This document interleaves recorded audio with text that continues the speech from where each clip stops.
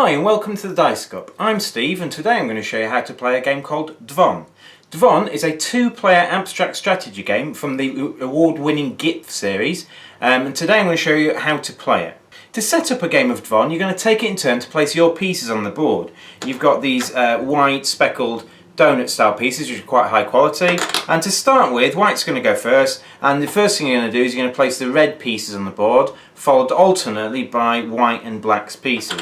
So white would go first, he would place one of the red ones anywhere he wanted on the board, black would place one of her pieces, and so on until the three red ones are down. That will be white's turn. Then starting with black, you're going to alternate between black and white, placing pieces on the board in the spaces indicated on the board until all the board spaces are full and all your pieces are out.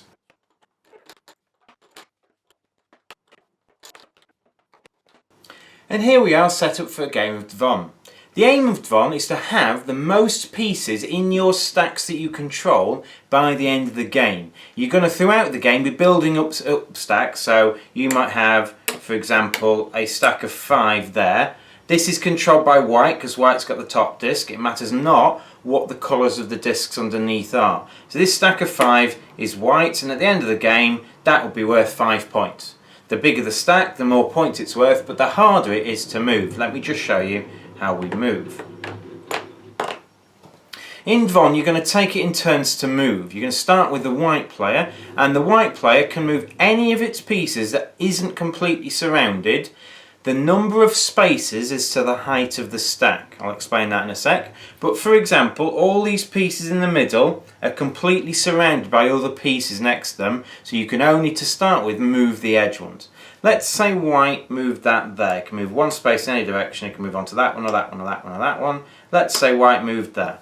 On black's turn, black can do something very similar. Black can move that one there, say.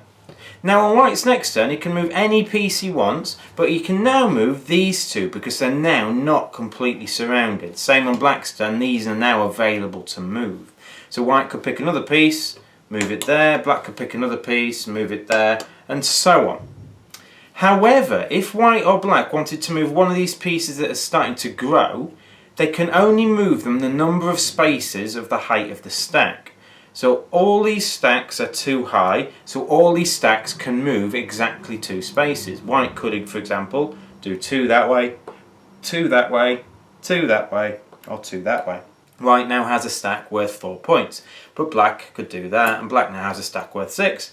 And this stack can now not move, because 6 in any direction would take it to places where it can't go. For example, 1, 2, 3, 4, 5, 6, where you're not allowed to land on an empty space, you have to land on top of a piece, so that piece is pretty much stuck there for the rest of the game. And you keep going around the board, gathering up pieces as you go. However, there are the red pieces to think about. If at any point in the game, some pieces are disconnected from the red pieces in the game, those pieces are removed from play.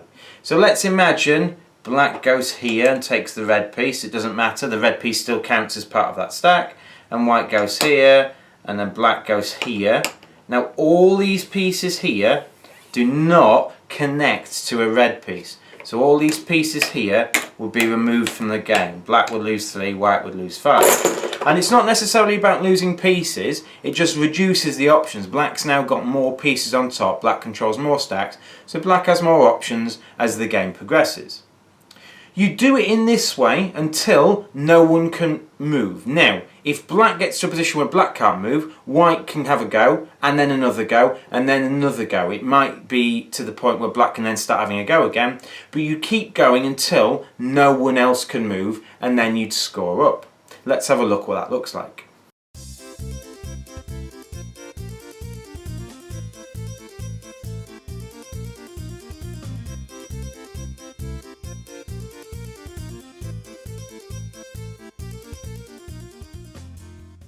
So you get to this position at the end of the game, white can no longer go, but black still can. So black has to keep going until black can make no more moves. For example, black can still do this, and black can still do that. Now you notice that the red pieces are still in the 3 areas of the game. There's a red piece under this one, there's a red piece near the bottom of there, and there's a red piece there. So these 3 sections are valid points in the game. You then count up the number of pieces you have and all the stacks you control, but the easiest way to do it is to put a pile of whites, a pile of blacks, and see which pile is the biggest. In this case, as you can see, white's got 7 pieces, black has got all those pieces, so black would win that particular game of Dvonn. So that's the game of Dvonn. It plays in about 15 to 20 minutes, and as you can see, the rules are very simple, but the strategy, once you get into it, is very deep. You'll find that at the end of the game, you'll realise who's going to win a few turns before the end, because you realise, well, if they go there, well, I'll go there, and then he'll have to go there, or then I'm going to lose those pieces. And throughout the game, it's a bit of cat and mouse. You're trying to control the board, or at least the options on the big stacks and the red pieces, so that the opponent's got threat of losing their pieces, and so on and so on and so on. You'll find that one stack gets quite big, it's quite hard fought over, and it is quite an enjoyable game. It's one of my it's my second favourite in the GIP series, and if you are fancying trying out a game of Dvonn, come down to the Dice Cup in Nottingham, where we have it in our library, and if you can't remember the rules, I'm sure one of our staff will be very welcome to teach you how to play it. I've been Steve from the Dice Cup in Nottingham. Thank you very much.